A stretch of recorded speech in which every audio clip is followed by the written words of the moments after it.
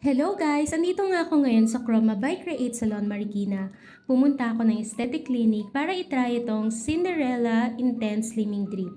Bukod sa dextrose, meron na siyang L-carnitine, amino acids, and vitamin C. Sa mga gusto mag-avail nito, merong installment packages na available.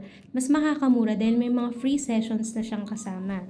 So ayan, very thankful ako sa nurse ko dahil isang try lang niya and pasok na agad sa vein, hindi na siya nahirapan.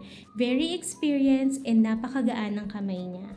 O, diba? Happy pa ako dyan. So, after nyan, nagpalagay naman ako ng classic eyelash extension. Ang natry ko kasi before yung cat eye na eyelash extension. So, gusto ko naman ngayon yung parang normal lang siya tignan. So, size 10 yung nilagay sa akin.